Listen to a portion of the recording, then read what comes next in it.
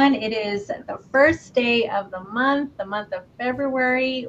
Cannot even believe we went through the whole entire month of January. It just went by like a flash. But we are so excited to be here this morning. This morning we have an amazing guest, Miss Celine Sarkislu, and I think I said that right, but you can always correct me. Celine is the president of the ICC Los Angeles Basin chapter. In addition to that, Miss Celine works for the city of Glendale and she's a building and code specialist in the building industry for about 7 years. And just in case you missed it, Celine was also featured in ICC's uh, Region One radio podcast with Mr. Tim Spears. So please feel free to check that out as well. Really awesome, really candid interview there. Celine, good morning. Thank you so much for joining us. Good morning. Thank you for having me. How are you guys? Great, great, great. Pete, how are you? How are you holding up? I'm great. I'm doing great. I'm so excited to have Celine here. And, we always tell the origin story of how we met. I met Celine in Pittsburgh. I just happened to invite myself to one of their dinners for the LA Basin chapter. I tagged Sounds along like with you. Susan Dowdy as the her plus one and got to meet Celine there. An interesting story because the first impression Celine got of me was I was having these crazy cramps, and one of her board members said, "Hey, take shots of mustard." And that's how Celine met me. She met me as a guy just taking shots of mustard to relieve my cramp. He's the mustard guy, so I save him as Pete Mustard. Yeah, yeah. She has a little bottle of Heinz. As my Yeah. profile pic. So, well, So thank you for now, coming now, on. now we Thank you. all Thank know, you for Pete, that having we me. have to carry a little bottle of mustard for you, um, just in case. And Celine's in my backyard. I live in LA County. I work in Orange County, but big proponent of LA County. So with that, Miss Celine, welcome. Thank you for coming on. Really appreciate your time today for us on the National Code Enforcement Network. Thank you. Yeah, so we're gonna dive right in. Celine, we want to know all the things. So what I mean by that is we want to know a little bit about your journey in the building industry, how you started, when you started, what led you to even start, if it was something that you worked on, if it was coincidence that you built on, or what it was that led you to where you are today, and then just kind of talk a little bit about what it is that you do. I know that we were talking about ICC code hearings. In which we were both a part of, and so we were just kind of talking about that a little bit here, and so we can even dive into that in a little bit. But tell us a little bit about yourself. Sure, absolutely. So, I guess from early age, I always loved structures and building. And back in home, I'm from Iran and Tehran, and I moved to United States in 2009. So I was like about 14 years old. There was a very destructive earthquake that happened back home, and it killed over 34,000 people. And at that moment, I found out that you don't need to be in a medical field to help people. Just designing the safe structures will help that. So from that age, I always wanted to be an architect, honestly, till I graduated high school. And back home, the school system is completely different from here. You can just apply for a college and get in and continue your education. You need to take an entrance exam, which is like over like 12, 14 courses. So I studied for that exam, and my family decided that hey, we're gonna move to United States. So when I arrived here, the first building that I looked at it and I was amazed was City of Glendale Public Works building because it does have a base isolator. At that moment, I decided to become a civil engineer, and I didn't know that 4 years later I would find a job at the same building, and I'm going to start working for building and safety. But from day one that I arrived, my mission, my goal was to get education, get my degree, and be an independent woman. Um, so I started my college. Obviously, the first 2 years you struggle with your English, taking English classes, so you can take other courses.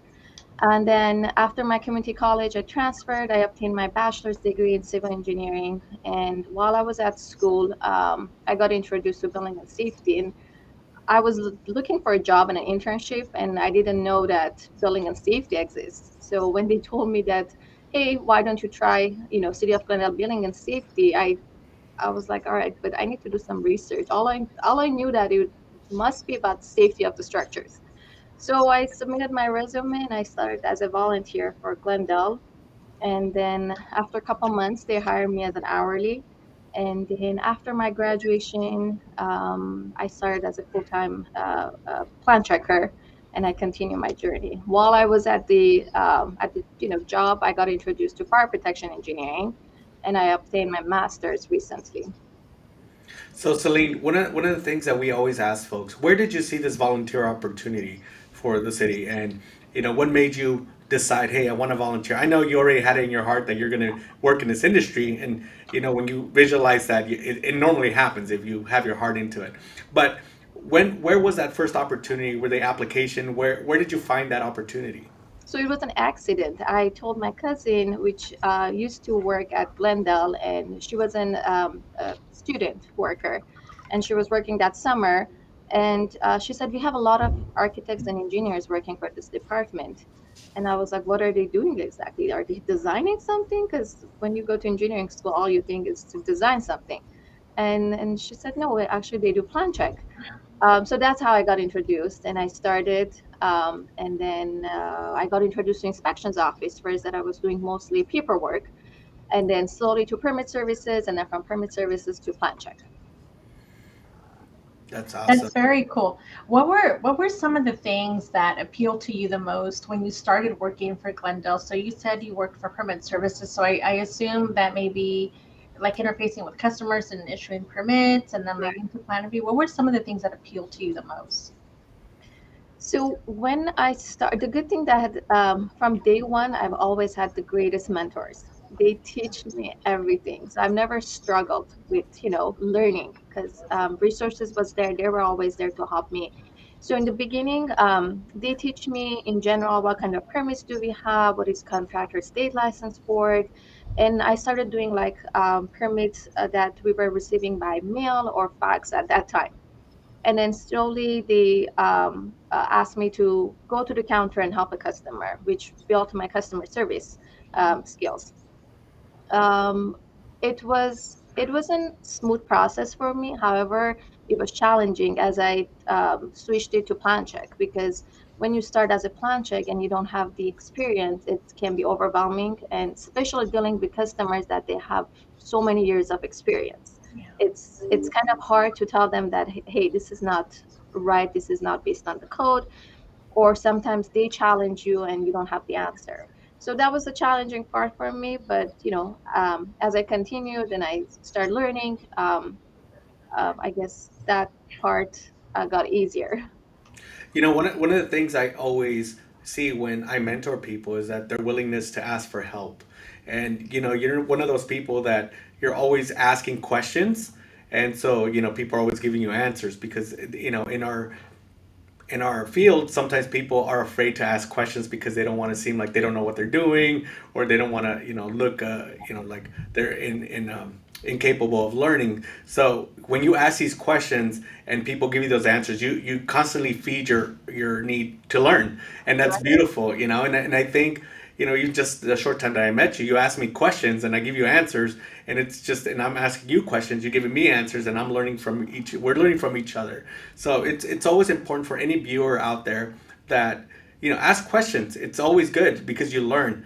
One of the things that we're going to segue into is you became the ICC LA Basin chapter president. That doesn't happen by accident. It takes a lot of work and dedication to what you're doing. But let's go back to your permit counter days. So, all right. So, anyways, Cecilia. Yeah, no, I was just gonna say that, I'm always intrigued to find out a little bit more about everyone's personal journey into the building industry, because I find that there's always dots that are connected that lead to where you are today. And so, for example, Celine, just hearing that, I started off with permit services. I myself started off as a permit technician, but before that as an office assistant, and before that as a telephone operator that was kind of just working her way up to where I wanted to land. And I always say that, for our permit techs, they do so much at the front counter and they interface with customers all the time. And, you're constantly looking at blueprints and maybe planning and all that good stuff.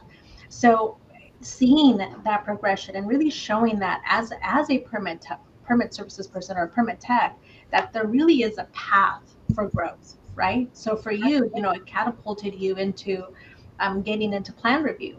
And even though you're maneuvering through and trying to understand with minimal experience at the time, it really built your confidence base to ask the questions and to maybe get ahead of the challenges of the contractor that's been in the business for 35 years that thinks he knows all the answers, and here you're trying to tell him, well, actually it's wrong because of, right? Or Correct. being challenged in that regard.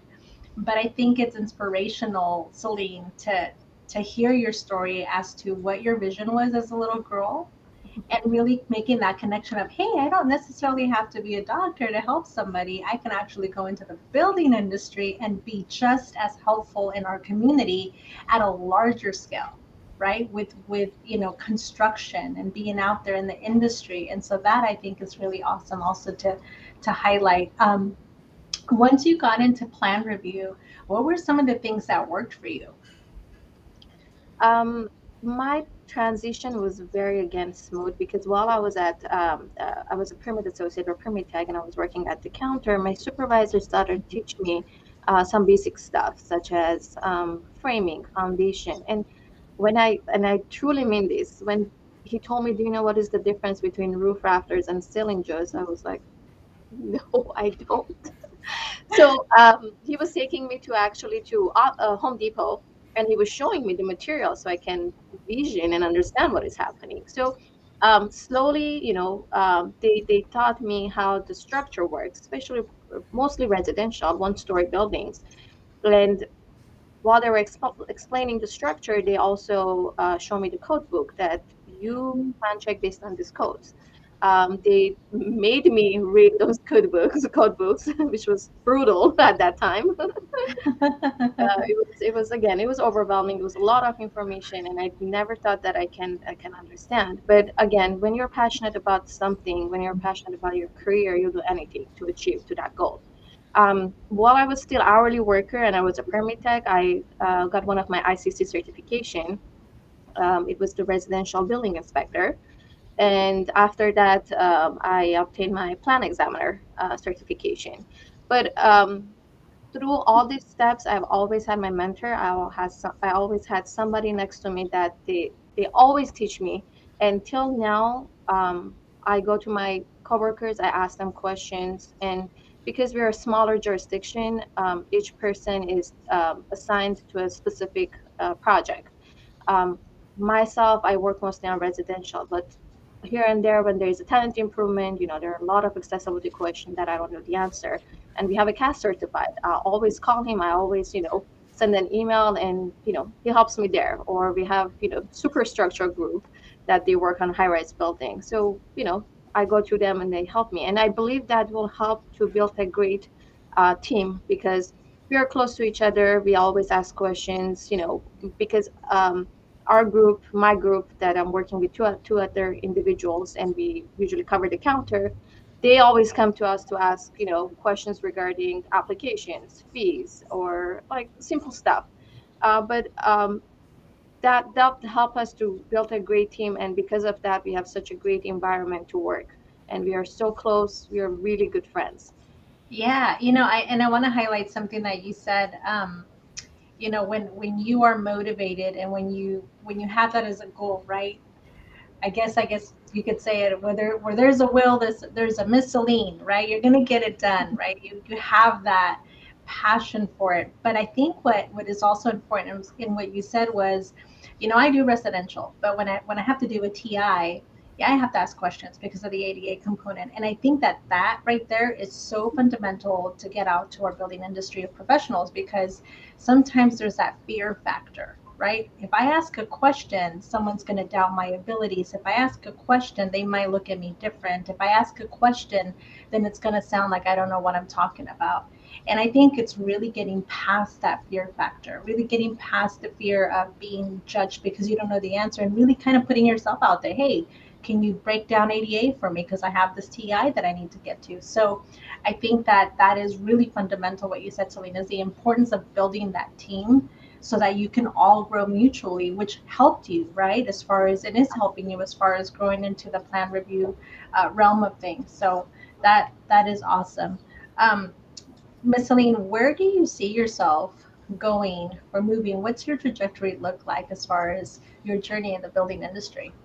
Um, when I started with building and safety after a couple of years, my goal was to become a building official. That was my vision. I need to become a building official. But now, if you ask me, I having that position, it's important for me. But being a good leader is more important. So whether I get there or in between, if there's a management position, I'll be happy with that. But I want to learn as much as I can so I can help my industry. And I'm trying because I always believe that your everyday's hard work Yeah. will be the reason that you're successful in future. So definitely I'll be in building and safety for the rest of my career.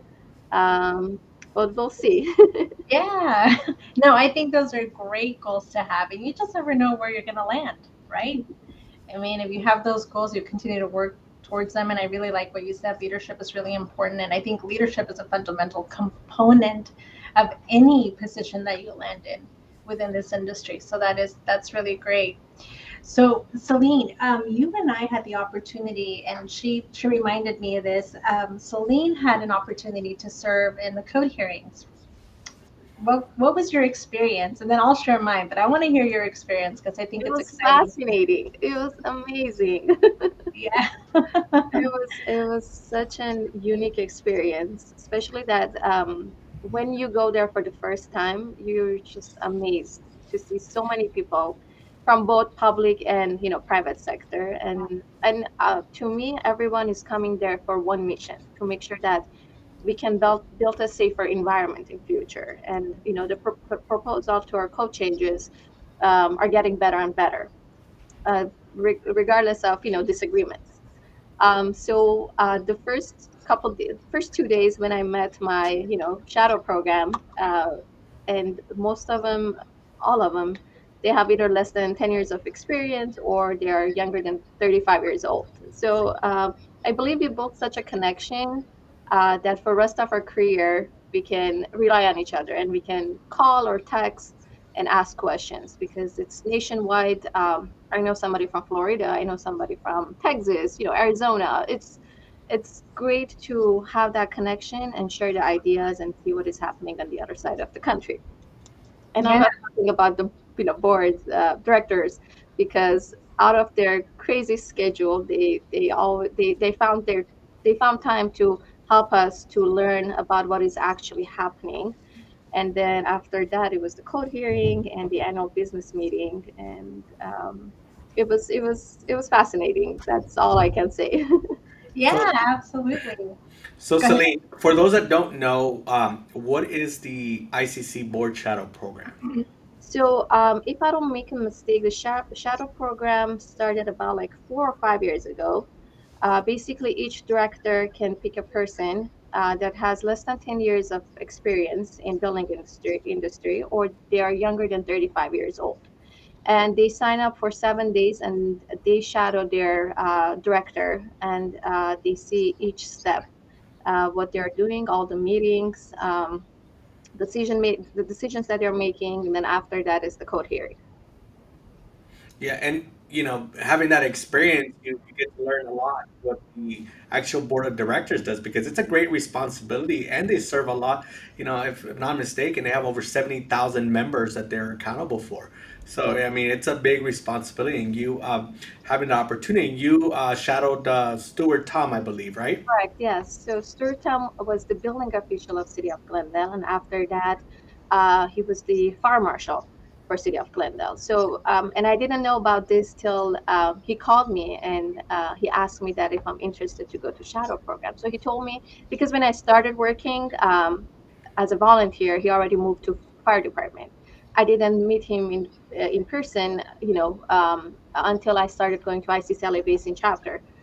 But he said that he remembered when I came to the department and I applied for the job, and I submitted my resume. And he said since then I was kind of watching you to see what you're doing. But I got lucky again because I had good mentors, and then they kind of not forced me, but in the beginning, they really forced me to go to ICCLA Basin chapter. They're like, this is a great community. You're gonna learn a lot, and I'm glad that they did because from that chapter, I met more people, and I got introduced to the committee chairs, and I got lucky that I got selected for the board of directors.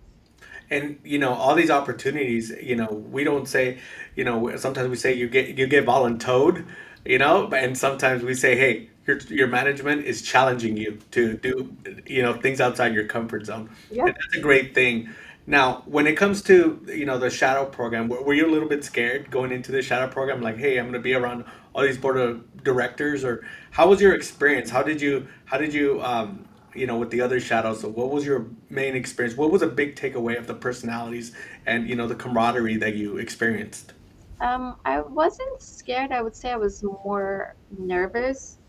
Um, and again, because you don't think that you know a lot. And our industry is so broad. We have mechanical, electrical, plumbing, building. I mean, there's no way that you can have all that knowledge. And my concern was that if I go there, what if something comes up? What if there's a discussion that I don't know the answer?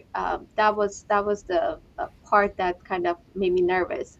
But as soon as I walked into that room and I saw everyone, and I can tell you how friendly everyone was, including the previous shadow program individuals, including the board of directors, and that year's individuals that joined for the program. So first day, first hour, we introduced each other, and we started actually, spending those 7 days together. Yeah, and you have Cecilia, who was also an alumni of the board shadow program. So Cecilia, what can you add to the conversation about the shadow program? Best experience of my life. Of my professional life. Celine, I couldn't agree with you more. I think for me, obviously it's an honor to be asked to be a board shadow. It for me the same as you, Celine. It was unexpected. I didn't know what it was. I hadn't heard about it before. But just kind of getting a little bit of that information, it was really exciting because you're thinking to yourself, okay, great, I get to go and go to the ABM and kind of understand what's going on there. But it isn't until you get there that you realize the magnitude of what is happening before your eyes. And and not only that, but I think what really struck me as amazing was just everyone walking with a smile. Everyone's walking with a smile. Hey, how are you? Hey, how are you? And these are folks that you hadn't met before, but everyone's so welcoming and just wanting to know you and amicable and showing you around and so easygoing that for me it was probably one of the greatest experiences, being able to see how the board works, being able to see how the committees work. I was really excited about the Emerging Leaders Membership Council, or the ELMC. That was something that for me was like, oh my gosh, my people, my tribe. I want to know these people. I want to do the things and show up to the meetings and I always tease and I say I want to be one of the cool kids. But it was really neat to see that there are other individuals out there that are like-minded, right? That have goals and aspirations, that are very much passionate about the building industry as you are, because sometimes you think to yourself, or at least I did, am I the only code nerd out there? Is it just me? And then you find out, no, there's a lot of people out there that are really into the codes, and not only that, but the grander scale of things. I think for me was the presentations, right? The going out to the Middle East to connect and to build and to help even those regions of the world with codes, to be there to look and listen about Chicago adopting codes, ICC codes and things like that. I mean, it's everything. The whole experience is amazing. It's amazing. And I think for me, it really opened up the ability to understand that there are other committees out there in which we can volunteer. And to speak on that a little bit, when you look at these opportunities, they're not like, oh, great, I got to volunteer. I got to. It's not. It's not that. You're actually like, where can I volunteer?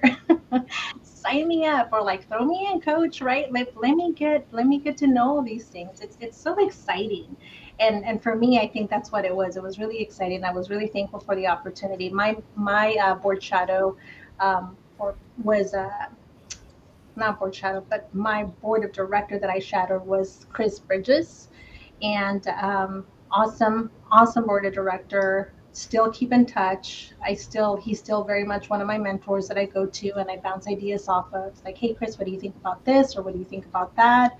I, joined the ELMC mini meetings as you know, a member, if you will, to just kind of hear and see what's going on. And I try to participate in those things and really understand how we can make a difference in what we do. But yes, it's a whole nother world, Celine. I think it was really amazing. Being able to participate in the code hearings was amazing.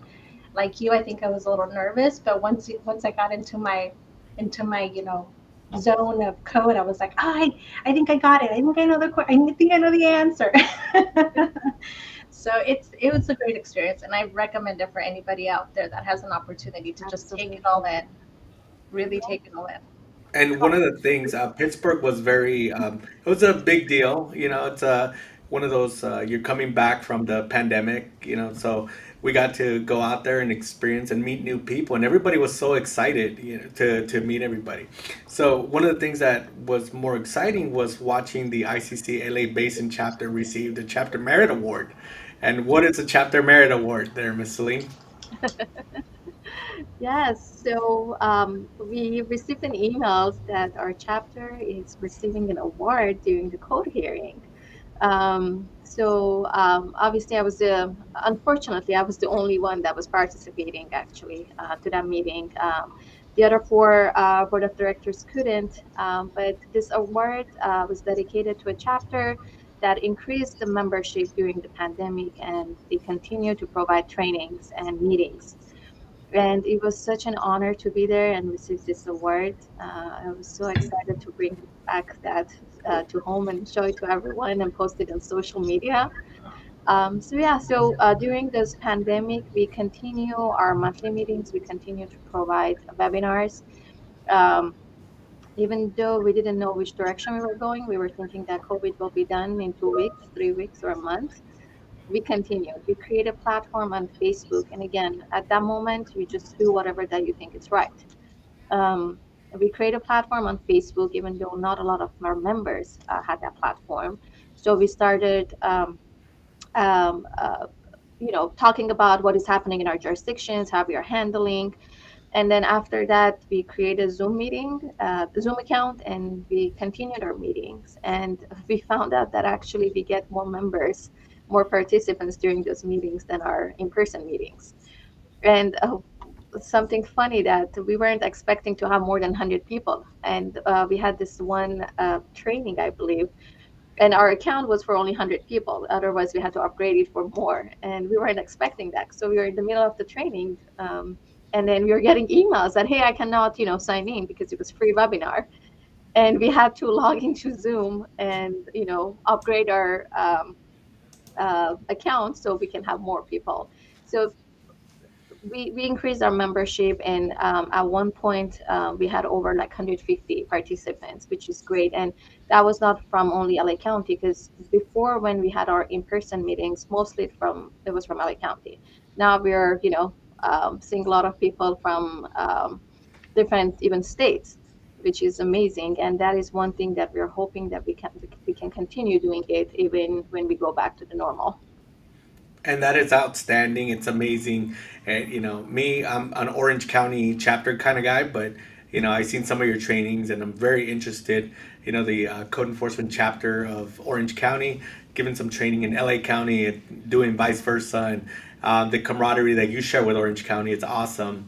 Now, when we talk about the ICC chapters, let's go back and what actually got you involved with the ICC chapter, because one day you didn't just wake up and become president. So, so how was it? How was your introduction? How did you learn about the chapter? What made you, join a committee? Or if there's committees, what committees are there? We want all the goods on the ICC LA Basin chapter because Sure. it is one of the biggest chapters out there. So. Correct. Yeah, yeah. And we are representing 89 jurisdictions in LA County. So again, I was new. I was hourly a worker, and my building official at that time told me that I need to go to one of the meetings with him. And I walked in a room with so many knowledgeable people, and I got introduced to a couple of them. And Susan Dowdy obviously was there, and they told me this is the person that you need to know. She's going to be a great mentor. Just make sure that you get information, you talk to her, and that's how it started. So I was going to monthly meetings, and then I was a member of the Fire Life Safety Committee, which Eugene, our this year's vice president, was the committee chair. I started with LA Basin chapter and continued going to their meetings, and they asked me if I'm interested to be part of the board. Just joining the board, you need to fill out application, you need to get a letter of commitment from your jurisdiction. So first thing that I did, I came back, I'm like, hey, this sounds pretty interesting. I know it's a lot of work, but I feel like, I can do it. I'm nervous about it. And my building official is like, absolutely, just go for it. But I wasn't sure that I will get the position because I knew at that time that if there is another person with more experience, probably that person will get the position. But I got lucky, I got interviewed, and I became part of the board. And I have to admit that the first couple meetings that I was attending, I was like clueless. I was just sitting quiet and I was just listening to them to see what they're talking, what are the terms, what are the programs that they're offering. But everyone is so amazing, including the board of directors, including all the past presidents, sponsors, membership. Everyone is so amazing, and it's such a great community. And it's funny because there's a small group of code officers and code officials out there. Like, who wants more work? You're like, me.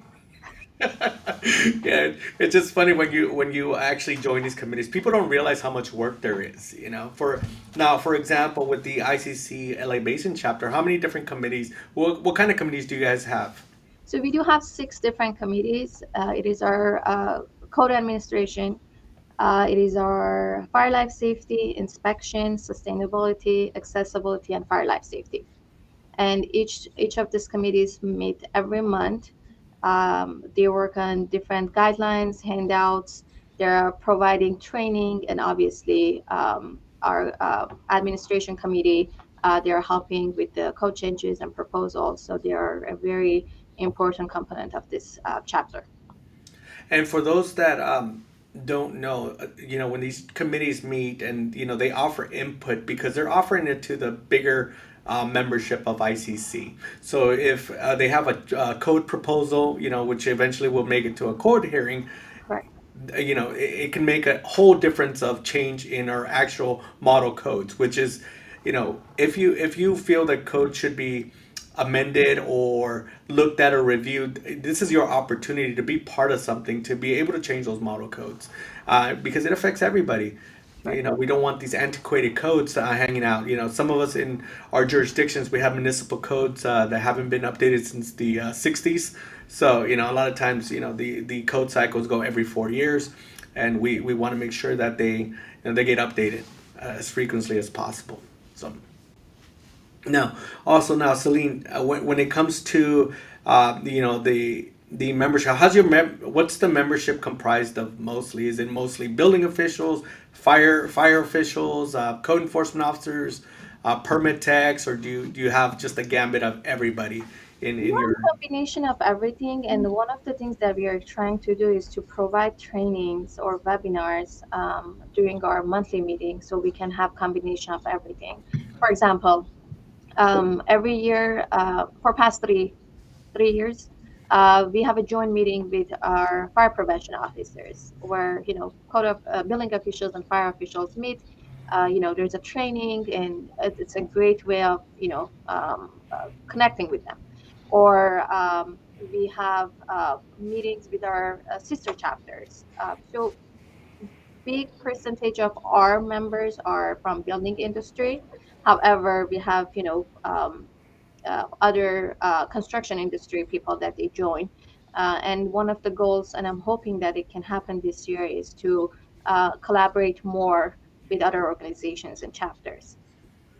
So we can have that communication, because communication is one of the main keys. And in order for us to be successful, either on this side of the counter or on the other side, is to work together. If I'm a person working for a city and I have somebody on the other side of counter that is from, private sector, um, at the end of the day, we are working on the same project, and we have to work together to make sure that can be processed, it can be built safe, and we can make sure that the customer is satisfied. So yeah, Awesome. that's one of the goals. That's really great. And you know what? Along the same that along that line, sorry, I'm ahead of myself here. Celine, what do you think are some benefits? Last week we spoke with Barbara Burlingame, and we were talking about state associations, or in her case, National Association of Code Enforcement Officers.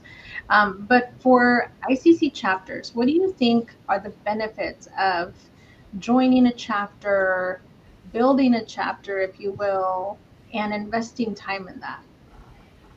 So the main thing is the uniformity. When you come, even if one person from a jurisdiction comes to this meeting, he or she can get all the information that the jurisdiction needs from the chapter and take it back to the city, or to the company. Um, we try to, provide very high education programs, and also trainings for our members. And one of the missions for this chapter is to provide an affordable training. So for past 2 years, we've been offering a lot of free training. So you don't even have to pay. And if, I completely understand that everyone is so busy nowadays, but still you can turn on, um, or log into the meeting and still let that meeting goes on while you're working on something else. And just getting the information, I believe, will help. Also, our chapter will be very beneficial for our students, because as a student, when you join to any kind of chapters, not only us, they will get a lot of, they can take advantage of this because it's free.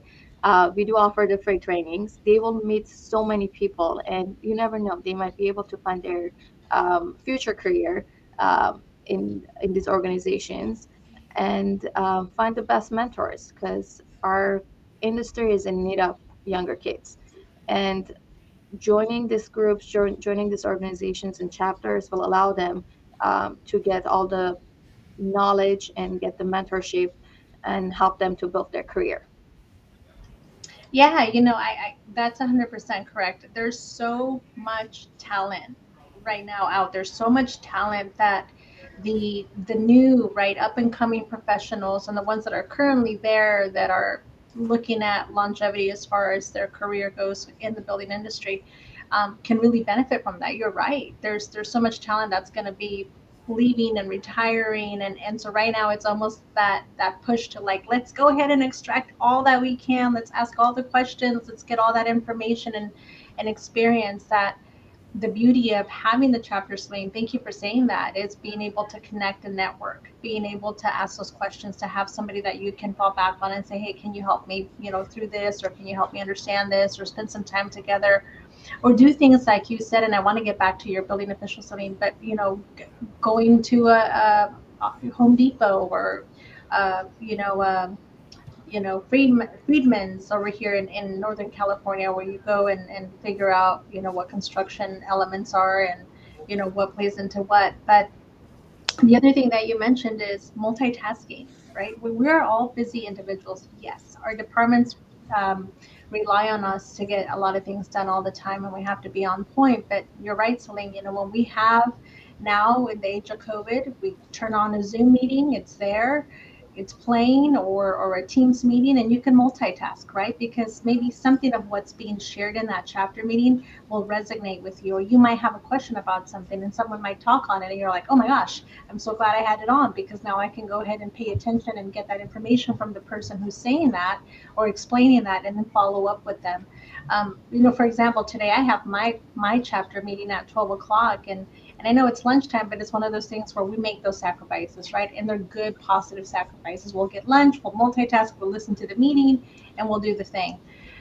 Celine, I want to highlight your building official a little bit, because I've heard you talk a lot about him and say, he was really supportive. He wanted to take me to this meeting, and he wanted me to get involved with ICC chapters. He saw something in me, he believed in me, and he took me out to the hardware store to kind of get an idea of what is what, so that I could start, putting things together visually. I think there's a huge benefit to mentorship. And what would you say was one of the best things that your building official has assisted you on as far as your support for your journey in this profession? My previous building official, Young Bear, he actually retired about 2 years ago, which I was so sad when he told me that. But he's still involved, and he always email us, text us. He said that for me personally, it says everything for you happened at the right time. You came to the building at the right time that we had hiring, and then after that, full-time position. But again, he believed in me, and he led me to experience a lot of stuff. If I wanted to go to a meeting and I was going to him, I was like, sure, yeah, of course we can do this. So he's been my role model.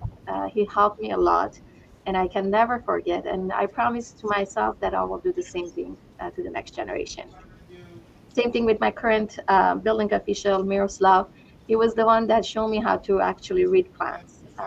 And till now, I go to him for structure, even though, we have other individuals. Sometimes I really miss him. I knock on the door, I'm like, hey, can you explain this to me?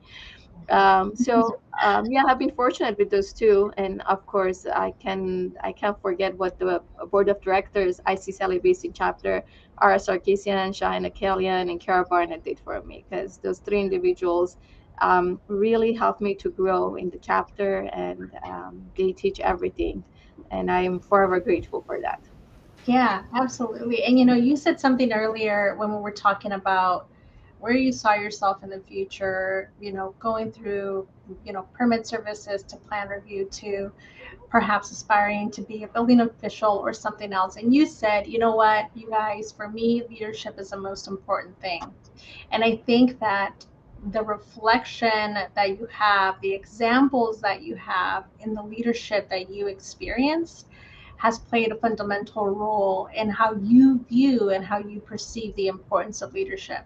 The folks that made themselves available to you to support you in your endeavors and to support you as far as your career growth, rather than saying, well, Celine, no, I think you should just stay with permit services, or no, I might be a little tough. They were encouraging you and say, no, yeah, let's do it. You want to learn this? Let's do it. And so, hearing you say that, it runs parallel to what your experience has been. And I think it speaks mountains of how important leadership really is, as you said, in our continual growth and our continual support of folks that are wanting to come into this industry or currently are in this industry that are looking to improve, their professional development, if you will. Pete, were you going to say something? Yeah, so Celine is one of the most humble, leaders that I know. And she would say, "I'm not a leader," but you Not know a what? And she is an ICC chapter president of one of the biggest chapters in our nation. And not only that, but she's also a female in this male-dominated, industry. And it's something that needs to be, there's going to be another person, another permit tech out there that's going to look at her and say, "Hey, Celine can do it. I can do it." And you know what? And Celine's one of those people that if they reach out to her and ask her for guidance, she won't say no. She'll just give it to the next person. And these are things that leaders are made of. And for Celine to say, "Hey, I'm not a leader," she is. And I just want to put that out there. I admire Celine. She was like, oh yeah, you're all over the place. I'm like, Celine, you're walking your own path. You're doing your own thing. You're setting your own, you're making your own pathway, and that's commendable. And I just want to say that and Celine's going to be at the Women Leaders in Code Enforcement. We can't wait for you to meet the other Right. women in our industry. Yeah, that's going to be exciting. And you know what? I agree with Pete, Celine. I completely agree with Pete. I think that sometimes we don't really know or realize who's watching our journey and is being currently inspired by our journey. And I think that whether you know it or not, there are many out there that are looking to you, Celine, and what you've brought to the table and your perseverance and your drive to continue on and grow. And they're looking at that and they're saying, wow, I want to be just like her. Or I want to know what she knows. I want to grow up and I want to be a Celine. And so you'd be surprised. This is really great to hear. I know for me, I always get inspired when we do these lives because I learn so much from our fellow colleagues and what set that soul on fire, right? What made sure that they got that passion going for the work that they love to do. So I know that it's going to be great to have you at the Women Leaders in Code Symposium. So I'm excited. I can't wait. looking forward to meeting you in person. So Celine, what is some advice that you would give those that perhaps are looking to grow, such as you were, that perhaps started off as permit technicians or administrative that are wanting to improve on their development?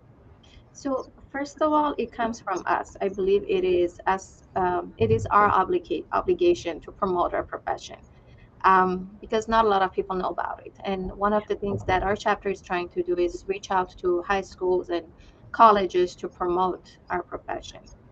And one of the things that I always go and I tell them is like, I was not the smartest kid in the class, honestly, and I struggled. I work hard and I was passionate about what I want to do. So it is doable. If I did it, it means that you can do it too. I believe if we talk about our profession, if we tell them that there are a lot of opportunities, you don't need to have a college degree. It's perfect to have your education. There is no doubt, but with certification, you can work and you can make good money and you can serve your community. So I guess constantly reminding and talking about our profession will help. Also, um, they need to find a mentor. They need to work with someone, not even one, but a couple of them. But they need to be comfortable and communicate with that person because mentorship is very important in our industry. And I don't think so that I would find my way if I didn't have enough. So those are the most important thing, and I believe involvement with the chapters, involvement with organizations will help them to understand, will help them to grow, and um, uh, and be a better individual, be a better permit tech, plan checker, or inspector. And things will get easier when you know more about, right? When you have the confidence, it's easier. Yeah. I would agree with Celine. When you have a mentor, it really kind of skyrockets your trajectory towards the greatness. And it's important. And sometimes some of us feel that we don't have a mentor within our jurisdictions, and sometimes that's why you need a mentor in the chapter. Sometimes you'll find somebody in another jurisdiction that you really gravitate to that has all the information. You're like, wow, I'm learning a lot from these people. And good leaders always will give you the time. If you ask them, hey, can I pick your brain about this? They will always say yes. There's never been a time that I didn't bug Celine and she didn't pick up her phone or text me. It always ends up with a silly meme I'll send her. But at end of the day, she's always willing and able to pick up her phone. And you have to appreciate these kind of folks. So if you're out there and you're in the LA Basin chapter, reach out to Celine. She's very accessible, and I really admire that about her. Absolutely. And I believe leaders always build leaders, right? So if you have a good leader and you are passionate about your career, eventually you'll become a leader too. Right. That is exactly right. And I really, again, want to autofocus on what Celine said. You don't just need one. We don't need to just lock ourselves to one mentor. Find many. Find many. That way you have a nice little network and village of folks that are helping you grow. And, if one isn't available, because we're all busy, right? There's another one that can be there and be a resource to you. And everyone brings a different perspective to the table with the same end goal. So it's always great to have a variety of different mentors. It's actually a really great idea to do that.